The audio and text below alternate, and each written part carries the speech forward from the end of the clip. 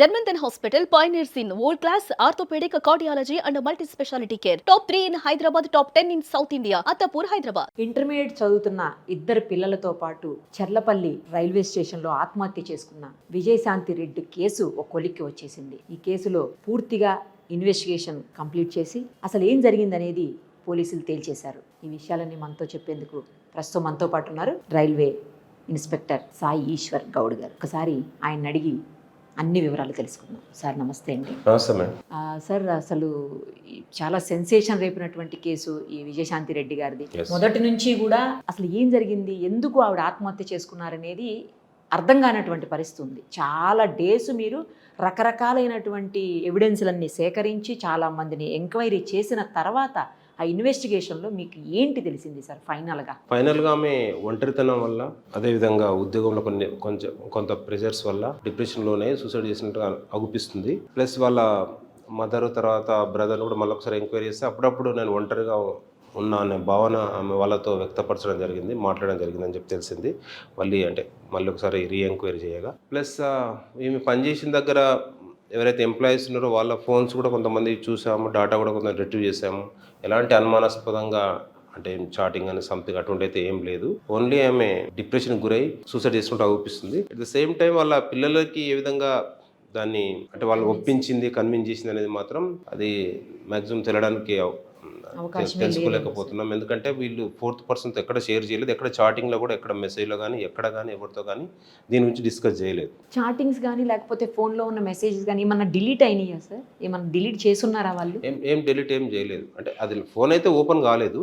At the same time అంటే ఎవరైతే మనం ఎంప్లాయీస్ కానీ, వీళ్ళ మదర్ది కానీ, వాళ్ళ బ్రదర్ది కానీ ఫోన్ తీసుకొని చూస్తే వాళ్ళతో పెద్ద చాటింగ్స్ కూడా ఏం లేవు. అంటే ఒకవేళ ఈమె చాట్ చేసిన అవతల వాళ్ళ ఫోన్లో రిఫ్లెక్ట్ అవుతుంది కదా, వాళ్ళ ఫోన్ వాళ్ళు రిటర్న్ చేసినా కూడా తెలిసిపోతుంది కదా. అలా ఏం లేవు. అసలు ఎవరితో అట్లా చాటింగ్ ఏం లేదు. ఏదో అనుమానాస్పద వ్యక్తి అని, అదని ఇదని, ఎవరి వల్ల చనిపోయారు, ఆమెను ఎవరో బెదిరించారు, ఇట్లాంటివన్నీ చాలా బయటకు వచ్చాయి. అవన్నీ రూమర్స్ అండి, ముందు నుంచి కూడా అదే అంటున్నారు.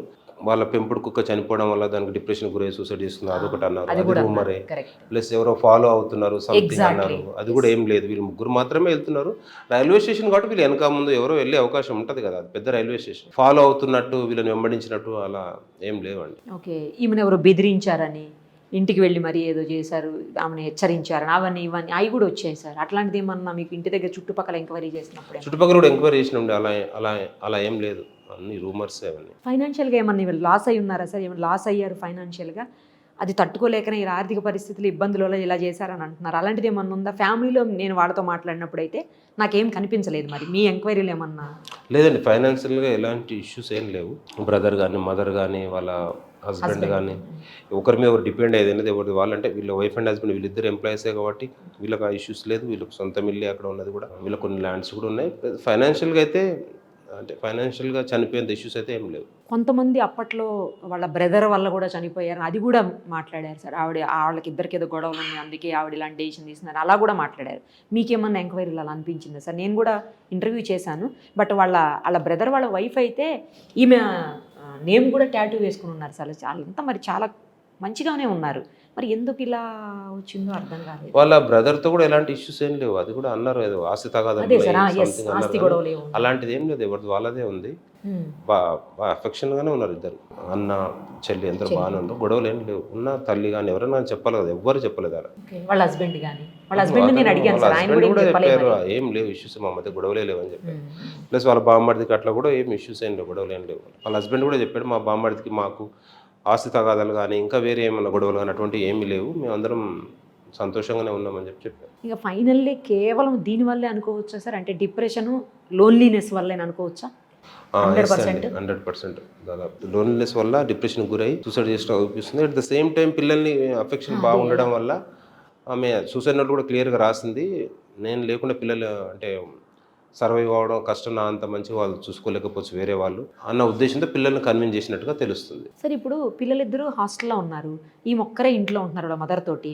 మరి పిల్లల్ని లోన్లీనెస్ ఉన్నప్పుడు పిల్లల్ని ఎందుకు తెచ్చుకోలేకపోయారు ఆవిడ? ఏ రీజన్స్తో తెచ్చుకోలేకపోయారు? మీరు ఆ దిశగా ఎంక్వైరీ చేసాము, కాకపోతే మంచి ఎడ్యుకేషన్ గురించి హాస్టల్ వేయాల్సి వచ్చిందని అన్నారు. ఇంటి దగ్గర ఉంటే ఎక్కువ ఫోన్లు సంథింగ్ సోషల్ మీడియాకి అలవాటు పడుతుందని చెప్పి హాస్టల్ వేయడం జరిగిందని చెప్పారు. సో ఆ సైడ్ నుంచి కూడా ఏం లేదు.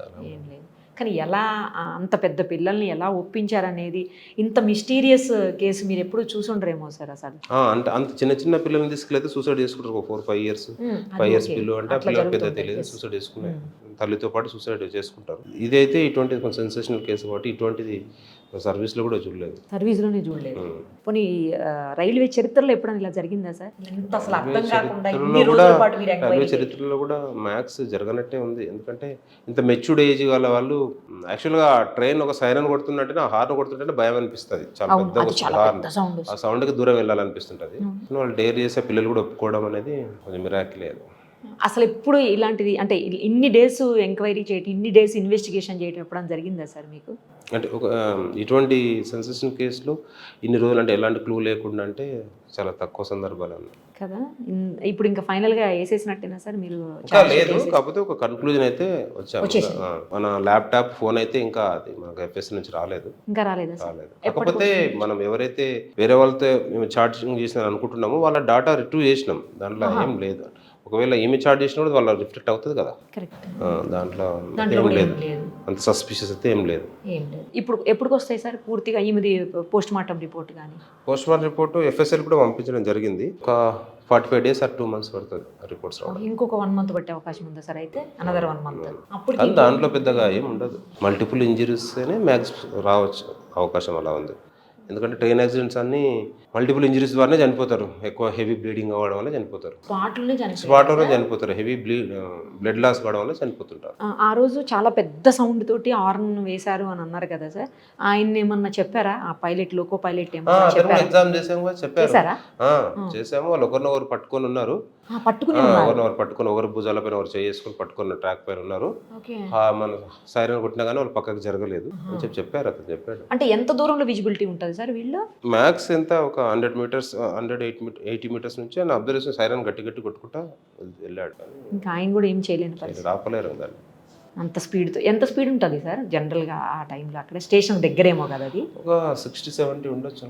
ఆ టైంలో కనుక బ్రేక్ వేశారంటే, సడన్ బ్రేక్ వేస్తే డిరైల్ అయ్యే అవకాశం ఉంటుంది. అది ఇంకా మరింత పెద్ద ప్రమాదం. Heavy loss. దాంట్లో ఉంటారా సార్ ఎవరైనా? అది గూడ్స్ యాక్చువల్గా. కాకపోతే దాని ఎట్లా డిరైల్ అవుతుందంటే ఆ ట్రాక్ దెబ్బతింటే అంతా అవుతుంది కదా. వాళ్ళు వేరే ట్రైన్స్ కూడా ఇబ్బంది అవుతుంది. ఏం చేయలేరు. అట్లాంటి చాలా మందిని సేవ్ చేయొచ్చు. మరి చాలా మంది ట్రైన్ చాలా మంది అంటే ఎక్కువ దూరం ఉంటే స్లో ఉంటే వాళ్ళు ఆపేస్తారు అనే ఉద్దేశంతో వాళ్ళు ఏం చేస్తారు, సడన్ గా ఒకసారి కూడా ట్రాక్ పైకి వచ్చేస్తుంటారు. పక్కన పోతూ సడన్ కూడా వచ్చేస్తారు. వాళ్ళు సూసైడ్ చేసుకోవాలనుకున్నారు, సడన్ కూడా వచ్చేస్తారు. వీళ్ళు అలాగే వచ్చారా సార్? వీళ్ళు ఏం లేదు, ముందే నిలబడ్డారు. వీళ్ళు చీకటి కూడా కదా, ముందే నిలబడ్డారు. ఏ టైం సార్ ఎగ్జాక్ట్లీ 12:35 12:45 మధ్యరాత్రి, మిడ్ నైట్ లో. అందుకే చీకట్లో కనిపించకపోవచ్చు లాంగ్ నుంచి. లోకో పైలట్ అయితే ఇదే చెప్పారా సార్? ఇదే చెప్పారు. ముందు నుంచి కూడా అదే చెప్పారు. అతన్ని ఇవ్వడం వల్లనే మనకు ఇమీడియట్గా వెళ్ళాం. కొంతమంది లోకో పైలట్స్ ఇన్ఫర్మేషన్ ఇవ్వరు. అంటే కోర్టుకు వెళ్ళాల్సి వస్తుందో సంథింగ్ అన్నట్లు ఎదుర్కొని ఇవ్వరు. నెక్స్ట్ ఏదైతే ట్రైన్ అయితే వాళ్ళు చూసి అబ్జర్వ్ చేసి చెప్తుంటారు. కొన్నిసార్లు లోకో పైలట్స్ మ్యాక్స్ ఇస్తారు, కొంతమంది ఇవ్వరు. ఇందులో అయితే మీరు లోకో పైలట్ తో కూడా మాట్లాడారు. ఆయన కూడా ఫైనల్ గా క్లియర్ కట్ సూసైడే. కాబట్టి ఆ పిల్లలు ఏ విధంగా ఒప్పించనేది మాత్రం మిస్టరీ లాగా ఉంటుంది. అది అసలు ఎప్పటికీ వీడది మిస్టరీ ఏమో సార్. అది మ్యాక్స్ మీరైనా సరే, మీరైనా మేమైనా ఏమనుకుంటున్నాం, పిల్లలు ఆ ఏజ్ లో ఒప్పుకోరు కదా అన్నట్టు. అదే పాయింట్ ఇక్కడ ఒప్పుకున్నారంటే అటాచ్మెంట్ వాళ్ళకి బాగున్నట్టు, తల్లి ఏది చెప్తే అది వాళ్ళు విని ఉన్నారు. Right sir, thank you so much.